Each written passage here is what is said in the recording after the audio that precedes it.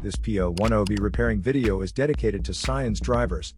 If your Scion is getting a P010B error code, this video is going to show you one practical solution to fix the error code at home. Use the Zeus app to scan your vehicle and see the error code P010B. This code means that there is a problem with the MAF airflow sensor circuit.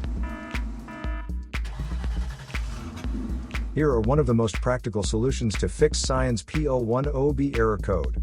Method A, MAF Sensor. MAF sensors are located between the air filter and the throttle body. Carefully remove the MAF sensor from your car and do a quick inspection around. The wire inside often gets dirty and needs to be cleaned. You can spray the MAF sensor cleaner onto the wire perpendicularly to the ground so that it won't damage the MAF sensor. Reinstall the MAF sensor back in the car after it gets dry. So here are one of the most practical solutions to fix Scion's P010B error code. After the repair, you can now use the Zeus app to clear the error code. And tap the rescan button one more time to make sure everything is fine with your vehicle.